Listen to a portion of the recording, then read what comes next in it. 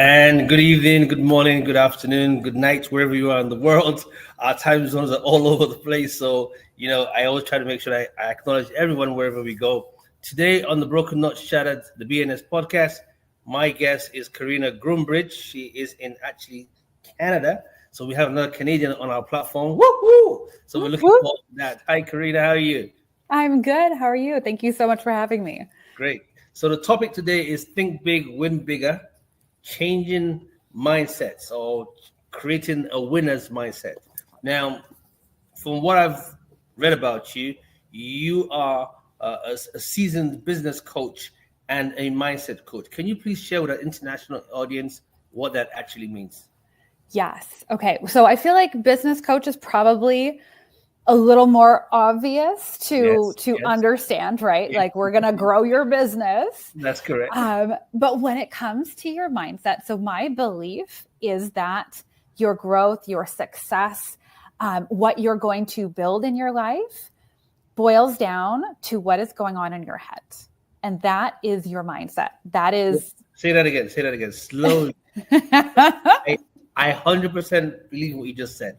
Say it Yes. again for my audience slowly. That's a Yes. good one. So it is my belief that what is going on in your brain and how you're thinking, how you're showing up to situations is what's going to dictate the success, the results that you have in your life. So this is why I love to merge mindset with the business world, because you can have all the tools, you can have all the strategies, you can have all the things, but it's your mindset that's going to allow you to really go and thrive and build what you want to build. Give us a scenario where you've worked with someone who had all the potential, all the skill sets, and just couldn't, believe in themselves enough to say, I can make this happen. And just by working with you, boom, the floodgates open up for them. Yeah. So one of my clients who comes to mind, when we started working together, she was running a successful business on the side of her full-time corporate career. Right. And when she came to me, she wanted to improve her processes, like get a bit more streamlined. And what we actually ended up doing together was building up her belief in herself that she could support her family on her business income. And when we started talking, when we started coaching, she couldn't even see it. Like she didn't have that, I guess, mindset. She didn't have that mindset. She didn't have that belief in herself that she could reliably create consistent money for her and therefore reliably sustain and support her family. So when she came in, she was like, okay, I want to get better at what I'm doing, essentially, and be more productive and all of that. And what she ended up leaving with after our coaching was a full-time business where she could bring in 10K plus a month in revenue, and knowing that she could create money and knowing that like she could take care of herself, her family. And like, she already knew she was good at what she did. She had a base of clients, but she lacked that belief in herself that she could turn that into full-time, like, oh, I can not work on a Tuesday morning just because, and build the life that she really wanted. So what did you really work on? What was it that you did that made that change this particular client of yours? Or what is it that you do that make people feel like, I can move from point A to point Z and start living the life they sincerely desire? Yeah. So it really depends on the person. Like there isn't kind of like one blanket, statement. When you talk about, some people might not feel enough. Some people might feel that they have to always put everybody else first. Like we all have our different flavors of like how our brain is operating and showing up. Mm-hmm. For this client, it was really going into the getting into like the nitty gritty of she wanted to be able to control things which in life, we don't always get to control things as much as we would like to. Tell me about that. Yeah. Yeah. And like building the belief in herself that she could turn down clients, but still have clients, like still have the right people coming in, the people who loved her work, who wanted to work specifically with her. And it's like, I shared the big top level win, but in order to get there, it's all the small little tweaks that we made that allowed her to get there, which is so much of it is just having conversations and realizing, oh, okay, you think you have to leave your family weekend trip at the cottage to go and say yes to this client because you think that your business can't survive without doing that. And what I showed her was she can say no and can like protect her downtime, her family time, and still have the clients coming in who are okay with that, who don't need the, weekend call, who don't need the whatever. And before we worked together, she never trusted herself to do that. And that was just like one little tweak that we made that allowed her to kind of open up and expand in her business in a way that hadn't happened before. Wow, that's very deep. Before I ask the next question, right? When you were talking, you talked about putting people first. Is the idea of putting people first the same thing as people pleasing? I feel like they are definitely intertwined. Definitely. And like I said, it's kind of like everybody has their own different flavor of it, right? Like right. People pleasing for one person might look very different than people pleasing for another, but they are all kind of like this, say, different flavors of the same ice cream, so to speak, right? So I feel like, yes, that probably boils down to that people pleasing, needing to have others' approval, needing to, always be the one giving and never being able to receive and take in. So could you say that there was a particular time in your personal life where the light bulb went off for you and created this whole transformation about you working on people pleasing? Were you a people pleaser before? Yes. So most definitely. What happened and how did that change and why? Yeah. So let's see what happened. How did that change? I feel like there were a lot of instances, like when I look back now in my life, like I can see the instances where I was like, oh, I was people pleasing. Like I remember at one point, what was it? I couldn't even decide. So I was like, but at one point my parents, when I was a kid, one of them was like, you should do the violin or something. And then the other one was like, you should do the, I don't know, piano. I don't remember what it was, but I was sitting there like, like, I don't even know. And of course I couldn't please both of them. I chose something totally different, but it was just this kind of like desire to want to, be accepted, be approved of, be all of it. And for me, I feel like a lot of it was like like I took the path that you're supposed to take. I'm using quotes for anyone listening, like just listening. And I went to school, I got educated, got a job, got a house, got married, like did all of the checked all the boxes. Yes. Exactly. Did all the right things. Yes. And I was very happy with most of that, but for my career, I didn't love it. But it was like well accepted. I have a degree in mechanical engineering, which is a little different for your typical coach. But it was very much okay, this is, what is expected. This is what I should do. It's what I can do. And so I just kept going. But then that light bulb moment for me was to say, okay, wait, like it was when I had kids and I was like, well, like, I don't want to tell them you have to conform, like you have to do this. Right. You're supposed to do XYZ things. I wanted to tell them and teach them, you can follow your dreams, do something you love, go and, make money doing that and support others. Right. And I was like, well, I'm not doing it myself. I need to figure out how to do it myself before I can go and show them. Right. Yeah. And so that's what I did. And I feel like so much of it before I kind of came into the coaching world was wanting to please, wanting to like kind of conform. And now, especially as an entrepreneur, like the objective is to stand out, is to be different, is to like embrace kind of your own flavor of things. Mm-hmm. And that's really what I've kept doing. And it's still a work, like I am still a work in progress. We all are. Yes. And it's just kind of continued for me to expand okay, what do I want? How do I want to show up? Who do I want to be? Especially as the example for my kids, right. Of like, like, hey guys, like, don't just listen to what mommy says, like watch what I do, because they do. Like exactly. They're sitting there watching and like taking notes. They watch.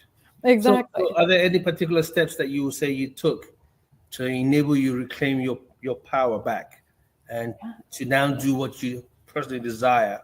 Was there a mindset shift that made you start to think bigger and win bigger, Yeah. So for me, my story when I was younger was I don't know what I'm passionate about.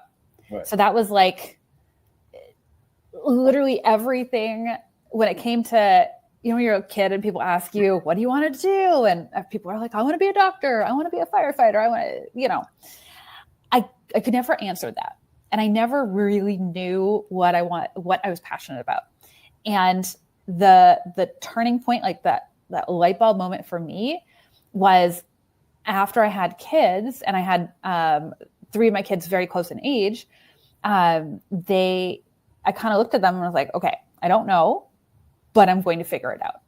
And that was the mindset shift that I needed, which looking back, like I see it very clearly now. In the moment, it was not that clear, but looking back, I'm like, oh, like that's the thing. That was the tweak that I needed to start figuring it out. Because up until that point, for decades, literally, it was, I don't know, like, I'm not sure. So I'll just keep, putting one foot in front of the other, keep getting educated. And that's great, but it didn't lead me down a path that I was like head over heels in love with. And now if you ask me what I do, if you ask me what I do now, I'm like, oh my God, like, let me tell you, it is the best thing ever. Wow. That's I'm happy to hear that. And I can see the excitement in you and how happy you are. But there are several other women out there who might be where you used to be. Single mothers, married women who have kids, juggling the family life and this passion inside of them to become what they believe they have been destined or called to be. But you find that there's always that struggle, how to cultivate this healthy relationship with the family or pursue your dreams. What would be your advice to that mother listening right now, or that woman who's not a mother but just wants to really step out of the box and become what she wants to become? Yeah. So it is my belief that we can do both. That I can be a great mother and be an amazing business owner and love what I do. And so I hold this belief like to my core. So for me, I find ways to make that possible.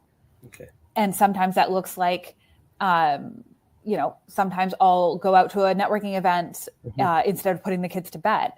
And I'm okay with this trade-off because I also get to say, hey, like, I'm not working today because I'm at home with the kids because they're sick. So for me, I've figured out a balance that works for me. And I feel like for anybody who's sitting there kind of like, oh, I really want to do this thing, but I don't feel like I can. I don't know how it's to make it possible. Really what I have to say to you is decide it's possible. Decide that you will figure it out. Because when I started my business, I had a full-time corporate job. I had 3 kids in diapers. and I needed to travel to work and, was starting my business. And it was hard. Yeah. I pretty much, I no longer watch television at night because that was my time to do business stuff. And I'd get up early in the morning and take my lunch times. And I used what I had available to me in order to follow my dreams. And a big part of what helped make that possible was I started to look for the evidence of how it could be possible for me. So I looked to the people who were already doing it, who had built what I wanted to build. And I'm going to be honest, it was kind of hard to find in that moment in time women who had kids, also maybe at one point had a corporate job. So I try to keep sharing this because this is how I started and it is possible. And now I get to be the mom on the street corner who's like, hey guys, it's 3:30, work's done. Just out of curiosity, did you get any support? Yes. Both domestically and outside of the home? Did that help? So, in my family living situation, I have a husband who is absolutely wonderful and was very supportive in my, dream, my passion. I really got him on board with hey, this is what I'm doing. Are you with me? Are we good to go? And he was, thankfully. So I was able to, I had him as my support. We live close to family. So I had family to go and say, hey, can you watch the kids or can you help with this or that? I had my in-laws were making us some meals, not just because I also wanted to start a business, but because it was crazy in my house. Yeah. With at one point 3 kids under the age of 3, it was bonkers. But yeah, so I had a lot of support around me and I had put out in that intention of I'm going to figure this out. We're going to find a way to make this work. Now you work mostly with women. Mostly, yes. Mostly with women, which is fine. Question number 1 is, what are the major challenges you actually see women have in the business world? Let's answer that first, and then I'll ask the next question. Okay. So challenges women have in the business world. What I see a lot of is being very nice, or another way to say that is not wanting to offend, be rude, oh, I don't want to disturb them. I see a lot of that. And that's just that is a common thing that I'm coaching on, because so often if we're trying so hard to people please or, make sure everybody else is good, we're not actually taking care of what we need and how to support us to start with. So I find that is a common one that I hear a lot of, that I'm doing a lot of coaching on. Let me ask this question before we take our quick break, right? Does a woman have to lose her femininity to survive in today's business world? Can she still be feminine and do business with men and every other gender that is out there? Or does she have to allow her masculinity show first? Because I believe in all of us, there is a feminine side and a masculine side in each and every one of us, right? So do you think she has to go through that? Or can she still be feminine and still do business? So I see a lot of you can still be feminine and do business very well. And I feel like you should be leaning into your strengths. Right. I agree. I feel like we each have that feminine, masculine side to us. And usually one is a little stronger than the other, but regardless of whichever one is stronger, I feel like you need to lean into your strengths. And that's a big part of what I support my clients in doing, because that's your special little flavor. That's what's going to differentiate you. And that's what we need more of, not less of. Wow. We're going to take a break on that one, Karina. I think leaning into your strengths is the highlight of that one. When we come back, we'll talk some more, have some more questions for you. And for all our podcast audience who are listening or watching us live or will come back to watch us, please don't forget to continue to follow us on all our social media platforms. We're going to take a short break and we'll be back.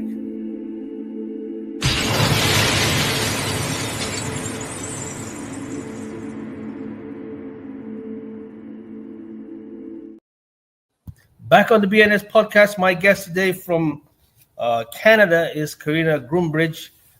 She's a business coach and, most importantly, a mindset coach. That means she transforms people's mind. Hopefully, she gets transform my mind before we end today. Okay, Karina, thanks a lot for that. The last thing you said to us earlier on was leaning into your greatest strengths and to do what you have to do in the business world. But you're a coach that works with women on a regular basis.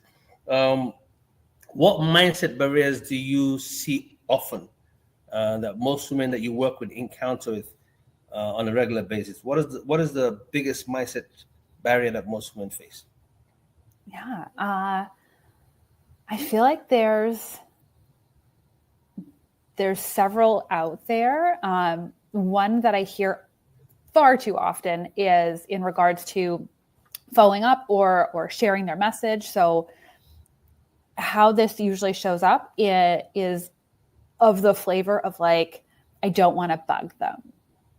And either that looks like following up if somebody says they're interested, or that looks like maybe not wanting to send out too many emails or post too much on social media. Like it's a lot of, I don't want to be too much for other people. Right. And I'm constantly coaching on this because the default is like, oh, but if they want it, like they would come get it. Or, you know. No one's coming. I know, right?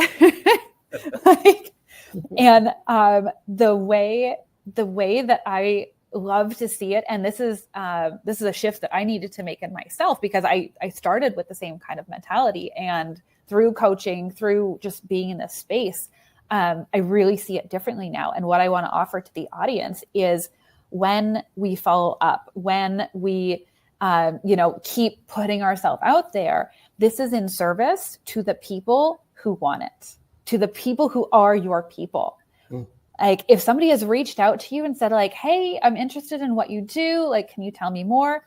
And if you message them and they don't respond back, I love to assume that they just got busy, that life happened, and I'm going to keep following up with them to say, hey, you said you wanted this. Like, here's the next step. Here's what we can do. And if they don't want it anymore, that's fine. Like, bless, release, like we're good. Yeah. But if they do want it, then it is of the highest service for you to keep showing up for them.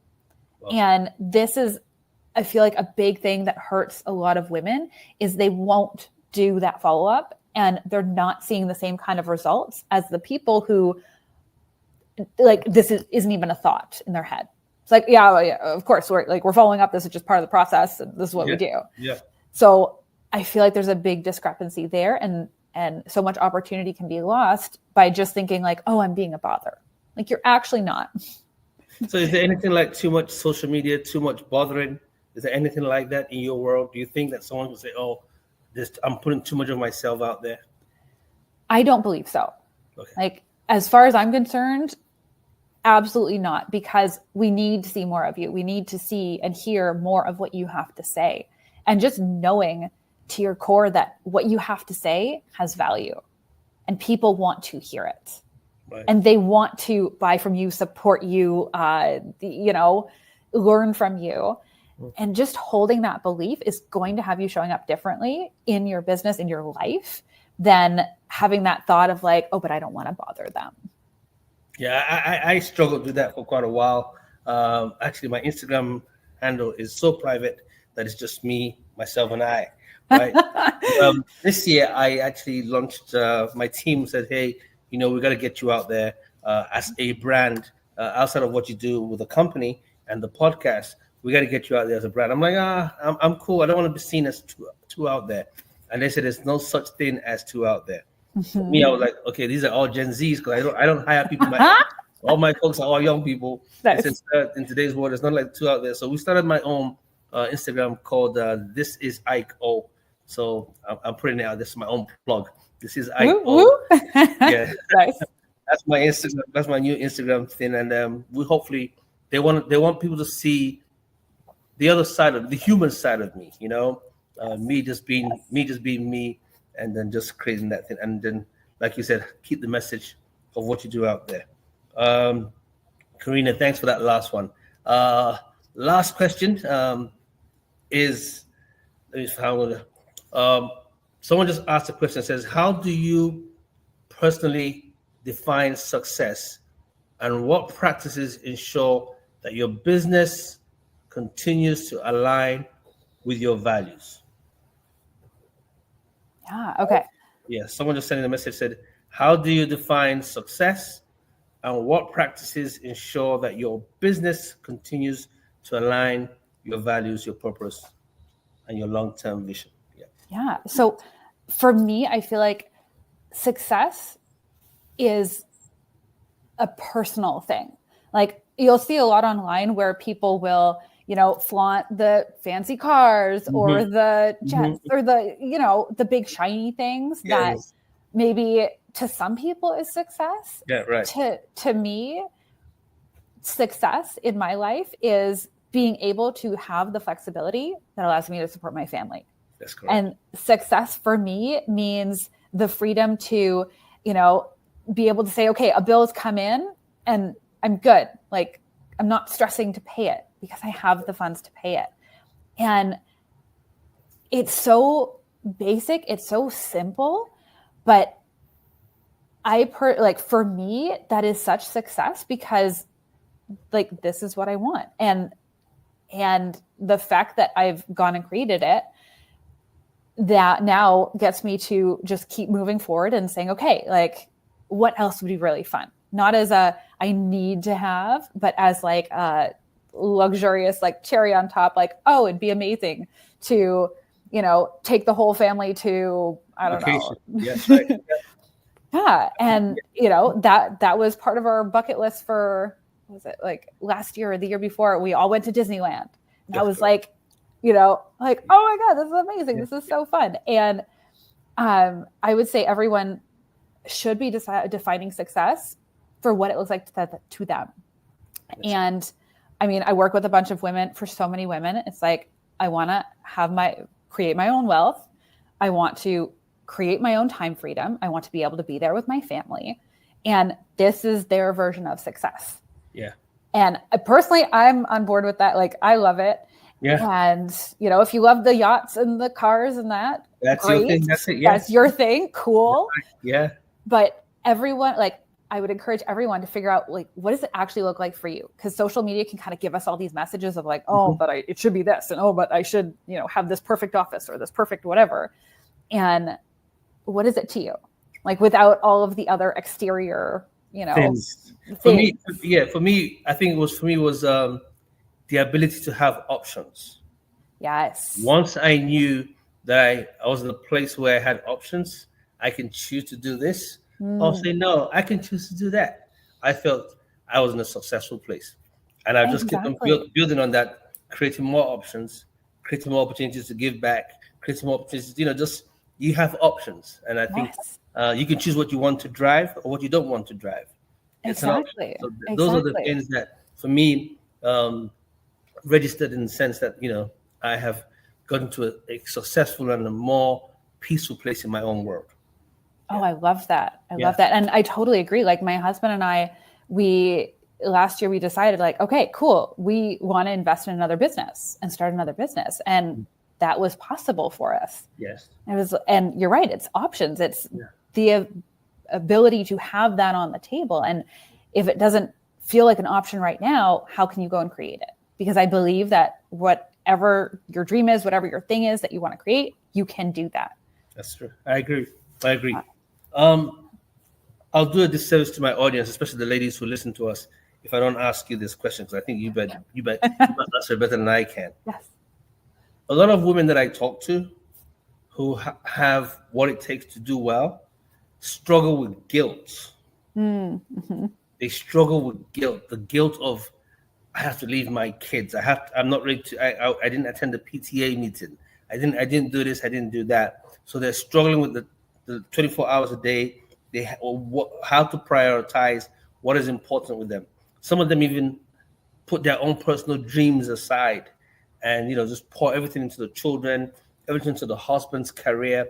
And then somewhere down the line, there's a lot of resentment that comes out of it, right? And there's guilt. What would you say to that woman who's out there who feels, I've put everything about me on the burners for everyone else? Yeah.